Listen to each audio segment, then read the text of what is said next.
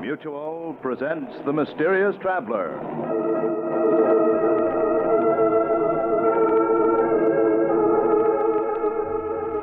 This is The Mysterious Traveler, inviting you to join me on another journey into the realm of the strange and the terrifying. I hope you will enjoy the trip, that it will thrill you a little and chill you a little. So settle back, get a good grip on your nerves, and be comfortable. If you can.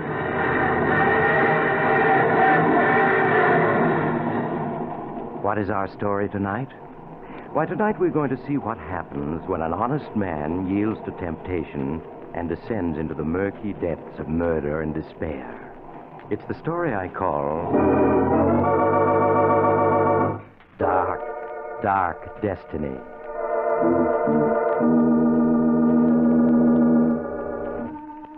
In the office of Dr. William Norris, Joseph Harrison, a man in his 30s, is waiting anxiously as in the next room Dr. Norris is finishing his examination of pretty young Mary Harrison. It isn't anything serious, is it, Dr. Norris? Please tell me it isn't.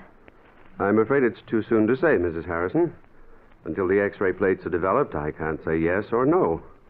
And now, your husband is waiting outside, and he's probably beginning to worry, Yes, so... of course, Doctor. Poor Joe, he does worry about me. Well, here's your wife, Mr. Harrison. You must have thought I'd kidnapped her. Well, no, but I was getting a little worried, Doctor. I hope you didn't find anything very wrong. Well, I took a complete X-ray series. I won't be able to tell much until they're developed. I'd like Mrs. Harrison to come back the day after tomorrow, if she can. Of course, Doctor. Any time in the day that's convenient to you will be quite all right. And meanwhile, I'll write out a prescription your husband can have filled.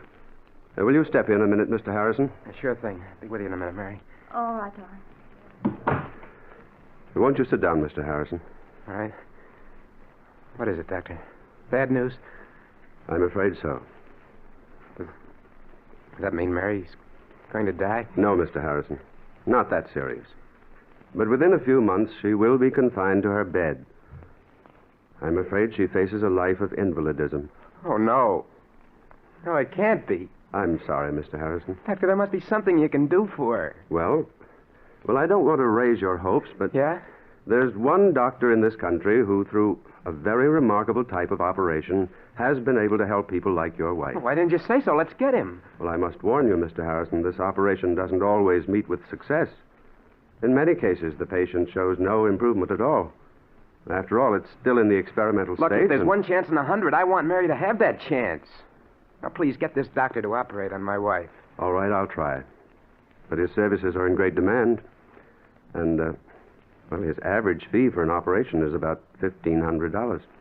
$1,500? Of course, if you can't afford that, he might consider the circumstances. No, I can afford it. I can afford anything that Mary needs. Very well, then I'll get in touch with him at once. Yeah, sure. You make the arrangements right away. I'll get hold of the money.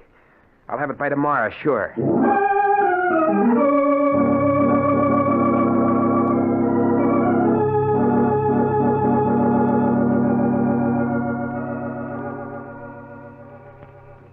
Darling, help me off with my coat, will you? Oh, sure. How you feeling? Oh, my backache is much better since I took the medicine Dr. Norris gave me. I'm sure I'm going to be all right, Joe. Of course you are. He's one of the best doctors in the city. He'll have you well in no time. Did he tell you anything more, Joe?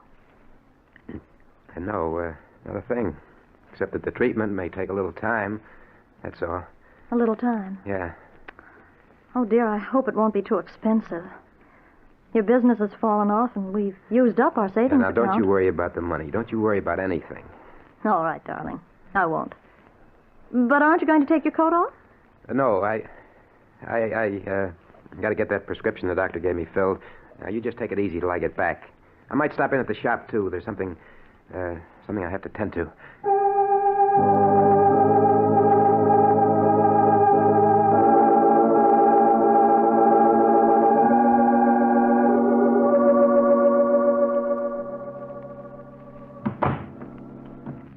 Mr. Danvers, I'm Joe Harrison. Oh, yes, Mr. Harrison. Please sit down. Thank you. I see that you want to borrow $1,500 from us. That's right. I've got to have it right away. Unfortunately, the security you wish to offer your home is... What's wrong with it? It's a swell little house in a good section. It's all in good repair. Houses are worth money these days. Quite true. But you already have a first and second mortgage on it, and well, prices are falling, so I'm afraid we can't make any further loans on it. I've got to have the money. I've just got to... I'm sorry to hear that, because there's nothing we can do to help you. Then forget about the loan. I'll sell the house. Plenty of people want houses. That's true, too, but I don't think you can possibly clear much over the mortgages on a sale. A few $100s, perhaps. You see, those mortgages were issued when prices were at their peak. And now, well, things have changed. Yeah, I see they have.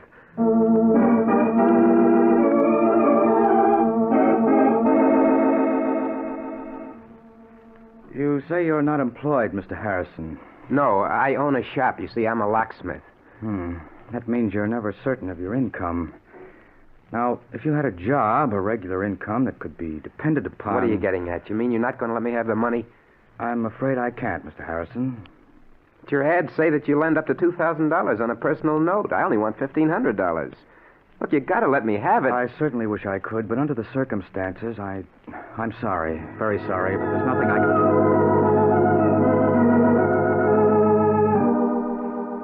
I'm afraid the collateral you suggest isn't satisfactory, Mr. Harrison. We'd lend you the money if we could, but we just can't. Sorry. But I've just got to have it. I've got to. Sorry. Do you hear me? I've got to have it. Sorry. Sorry. Sorry. Sorry. Sorry.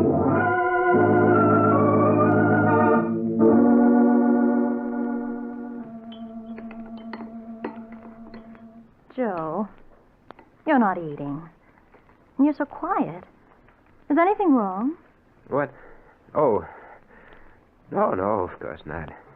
You're worrying about me, aren't you? No, Mary, of course not. I was just thinking about some changes at the shop. Darling, you don't have to lie to me. I know you're worrying. But I'm going to get better. Really, I am. I promise it. Sure you are. Sure. Dr. Norris said so. You're going to be well in no time. Well, I have to go out now. I have an appointment with Horace Latimer. You remember I told you about him? We grew up together. I may be pretty late, so don't wait up for me.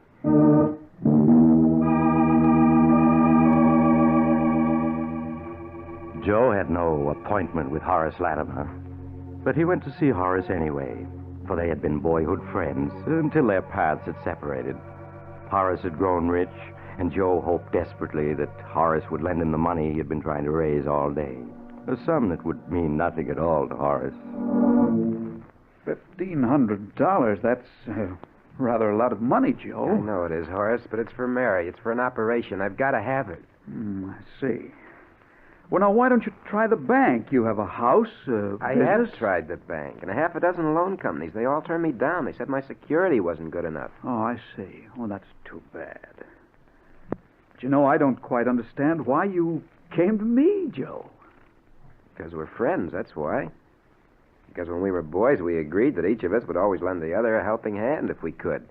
Boys don't understand business very well, I'm afraid, Joe. Oh, I guess not. They don't understand business. They just understand friendship. You know, if I had the money, I'd lend it to you if you needed it. I don't doubt that at all, Joe, and you can bet I'd lend it to you if I had it. But that's the trouble. I haven't any ready cash. The income tax, you know, and, well, a couple of shaky investments that I'm trying to bolster all up. right, Horace. Never mind explaining. I get the idea. You're not going to lend me any money. Now, really, Joe, I would if I could, but I can't. I'm sorry. Save your sorrow for somebody who wants it. I don't need your money, you hear? I'll get it someplace else. I'll get it someplace. Somehow.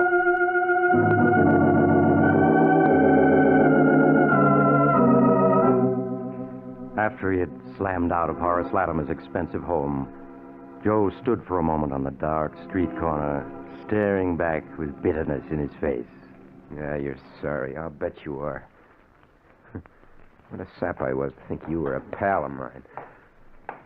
I should have known better. I should have known. Buddy? Huh? You speaking to me? Oh, no. Sorry, I guess I was just thinking out loud. That's okay. Hey, got a match? Match? Sure, yeah. Here you are. Thanks. Okay, hold it just like that. Make a move and I'll plug you. Gun? Why, well, you're... Yeah, this is a stick-up. Hand over your dough and make it fast, see? My dough? That's a hot one. I'm out trying to raise money, and so are you. Well, I only got $1 on me. Take that if you want it. Anyhow, it's more than I could raise. Don't try to kid me. Stand still while I see what you got in your pockets. Go ahead. Wallet. And a leather case of some kind. You'll find exactly $1 in that wallet. You made a mistake, I tell you. I don't live in this ritzy neighborhood. I just came here to try to borrow a little money. One measly buck. But I'll bet you got a roll hidden in this leather case. It's heavy enough. There's nothing in there but my emergency kit. Yeah, well, I'll see for myself. Hey, this kit is full of skeleton keys and pick locks and stuff. What are you, anyway, a second-story worker? I'm a locksmith and a safe repairman, if it's anything to you. Oh, yeah? Yeah. Now, how about taking that $1 and letting me go on my way? I'm in a hurry. Not so fast, pal. Were you leveling just now when you said you were trying to raise dough? Sure I was. I got to have $1,500 by tomorrow. And what's it to you? You'd be surprised, pal. Okay, I'm putting the gun away, but you ain't leaving yet. Why not? Because me and you are going to talk business. I got a plan that'll get us both all the dough we need.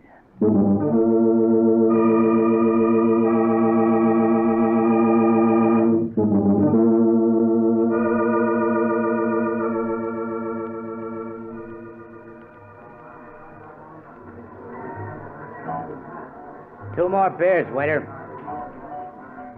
Well, Joe, is it a deal on my proposition? I don't know, Mike. Sure you do. There's nothing to it. You can open locks and safes. Yeah, And I know a house where there's a safe with plenty of dough in it. You and me together, we'll go get it. We'll make a team. but burglary. I've never stolen anything in my life. Listen, you need dough bad, don't you? And so do I. Plenty bad. Yeah, but You said you'd do anything to get it, didn't you?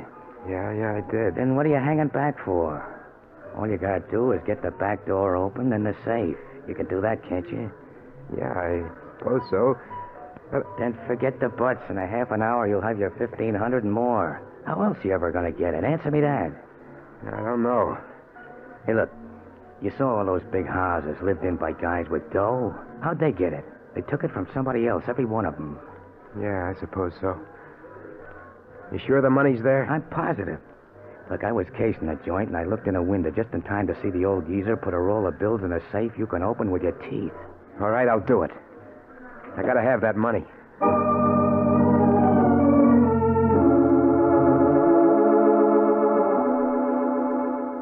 And so, half an hour later, Joe and his newfound acquaintance stood in the shadows of the rear entrance of an imposing brick house, listening intently. Not a sound anyplace. Good thing there's no dogs around. 1 o'clock. Everybody's hit the hay long ago. This'll be a cinch. That lock looks easy enough. I shouldn't be doing this. Must be some other way to get the money. Don't be a sucker all your life. You gotta take what you want in this world. Go on, get the door open. Gotta get inside before we're spotted. Well, all right. It'll only take a second, I think. Yeah, it's coming. There, it's unlocked. Let's get inside. Come on.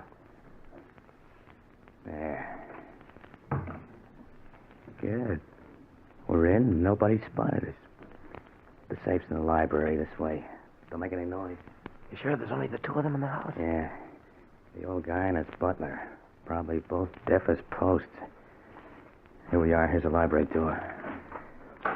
Come on in. The safe's behind a picture on this wall.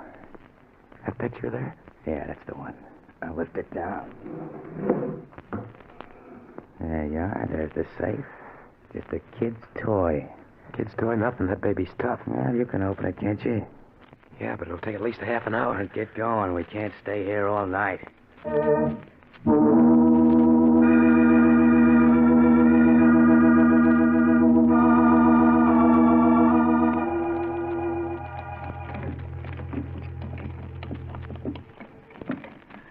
up. You've been 40 minutes on that thing. I told you it was tough. It's coming now. There. Here. About time, too. Now, let's see what's in it. Here's the cash box. Wait till I open it, and we'll know what we got. There, look. Oh, cash, Mazuma. What did I tell you? There must be thousands there. Easy, come on. Let's count it and divvy it up. No. Never mind. Just give me the 1,500. That's all I want. You can keep the rest. You kidding? No, that's all I want. Just the 1,500 that I need. Okay, if that's the way you want it. Here you are. 10, 11, 12, 13, 14, $1,500 bill. $1,500. Just for an hour's work? Easy money, huh? Hey, look, what do you say we crack a couple of more cribs tonight? No. I just want to get out of here now. Someone's coming. Someone's coming? Yeah. Here, get behind this door. I'll take care of this. What are you going to do? Never mind. Now shut up. Who's there? Jenkins? Jenkins, is that you? The safe's open. The burglars. Jenkins! Jenkins, call the police, quick! Nobody's calling any cops tonight, mister. Why, you're a thief! Jenkins! Jenkins! Maybe that'll convince you. Why did you hit him? What'd you expect me to do? Hold his hand? Wait a minute. He looks like he's dead. I wouldn't be surprised. He don't seem to be breathing any to speak of. That's murder. So it's murder. You're in it just as much as me. Don't forget that. Yeah. I'm an accessory to murder. Cut the guff and let's get out of here. Or do you want to get caught? No, of course not. Then come on, let's get going.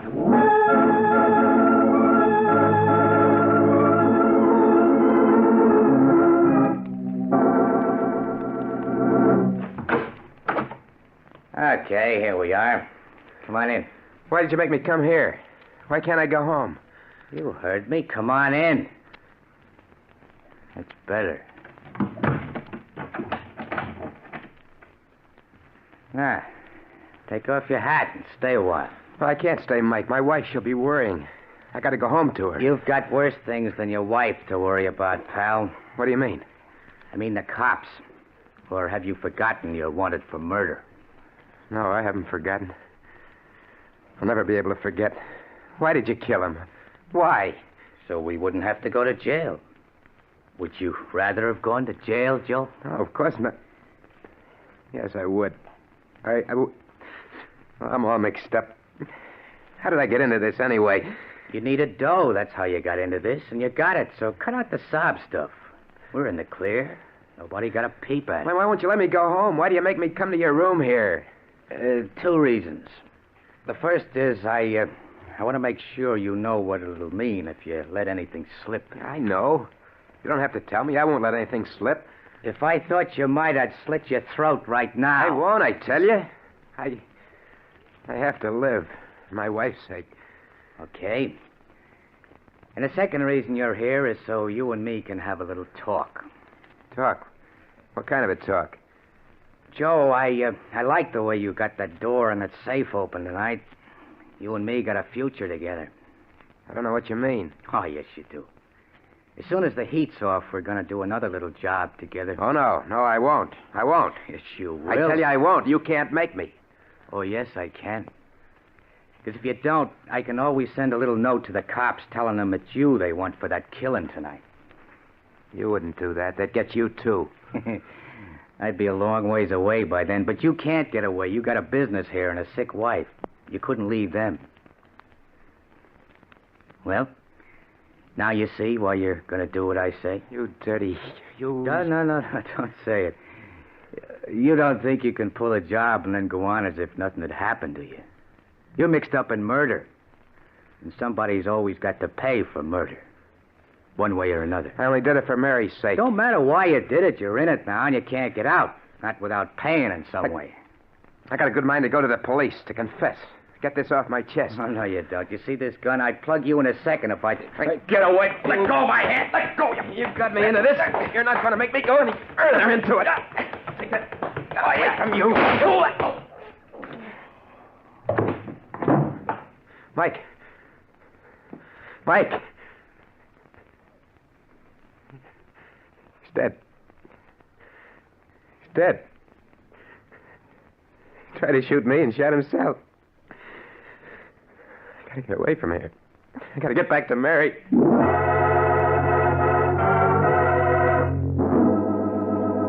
In a daze of horror, Joe Harrison found his hat and made his way to the street. His mind was a dizzy whirl of thoughts which he could not control. They went around and around in his head. I'm a murderer. They'll catch me. They'll hang me. I didn't mean to do it.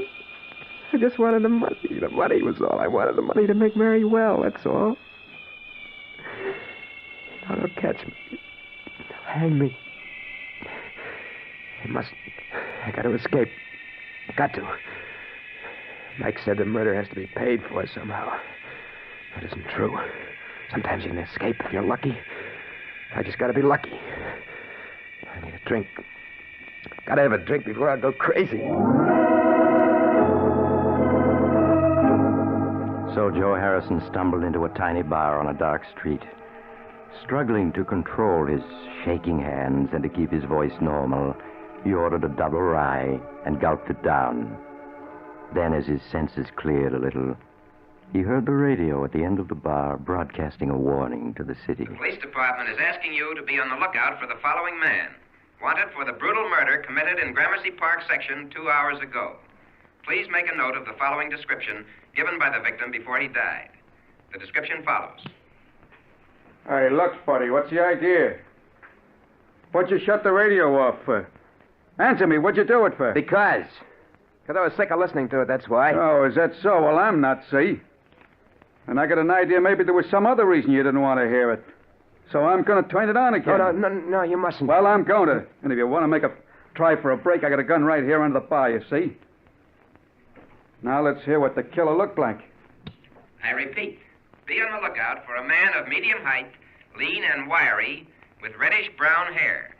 If you see such a man, report at once to headquarters. We now turn you back to our regular night program of popular dance tunes. Lean and wiry with reddish-brown hair, huh? Well, that ain't you. You're kind of heavy-set and black-haired. For a minute there, you had me going. I was positive you was the killer, the way you didn't want me to hear the description. Just jumpy, huh? Yeah. Well, here, have another drink on the house, huh? Oh, thanks. I gotta go home. I need some sleep. Yeah, that's what I need. Some sleep.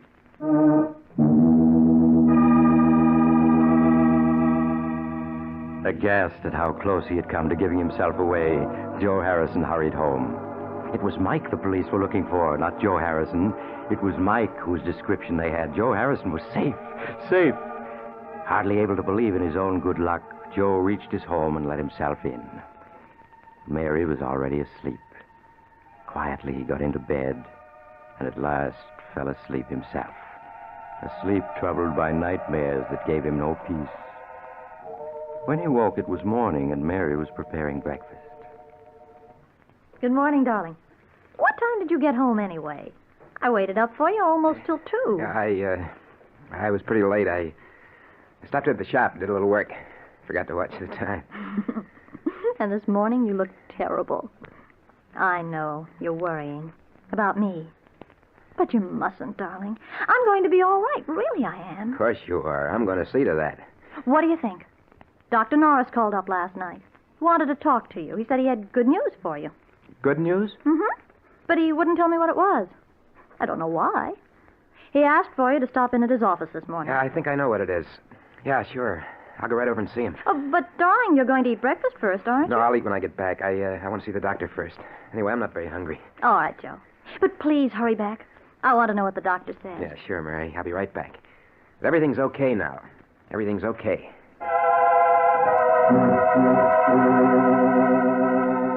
After he left the house, Joe bought a morning paper. Big headlines told of the murder the night before, but he scarcely saw them. His eyes hurried through the story until he found what he was looking for.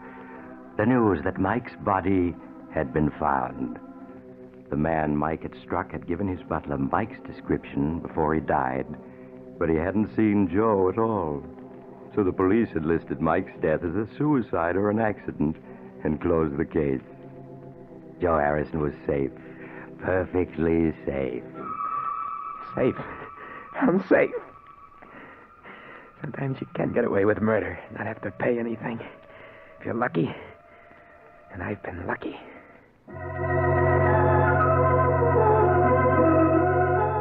When he entered the doctor's office, Joe's expression was that of a man who had just faced disaster and been rescued at the last moment. He seated himself and tossed the folded newspaper into the wastebasket.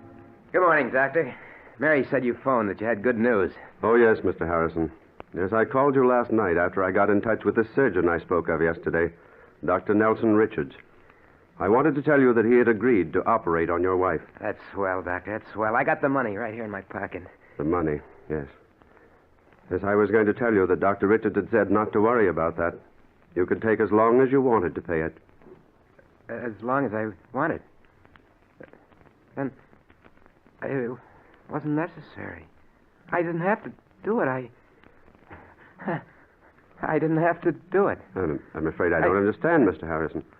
Oh, never mind, Doctor. I mean, here's the money. I got it right here. I want to pay for it. He's got to take it right away. What's the matter? Why are you looking at me like that for?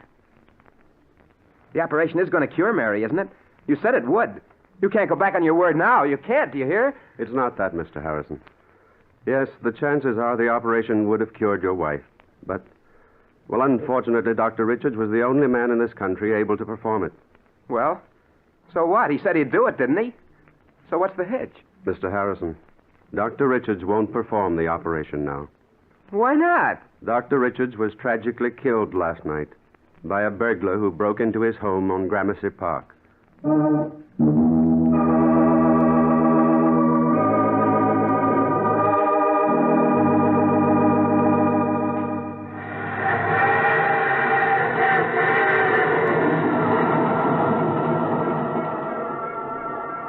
This is the mysterious traveler again.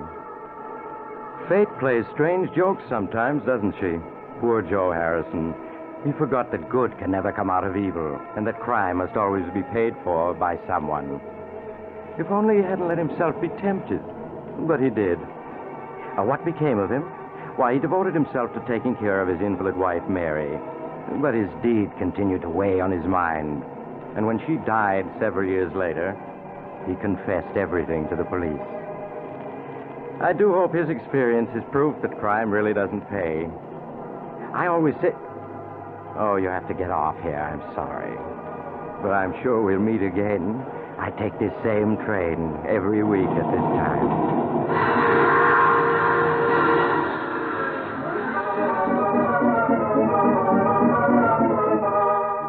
You've just heard The Mysterious Traveler, a series of dramas of the strange and terrifying. In tonight's cast were Maurice Tarplin, Joseph Julian, Elaine Kent, Palmer Ward, Kenny Lynch, and Bill Smith. Original music was played by Charles Paul. The Mysterious Traveler is written, produced, and directed by Rob Arthur and David Kogan.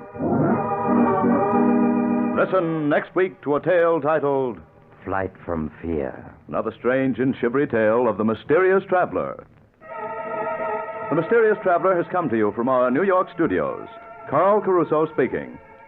This is the Mutual Broadcasting System.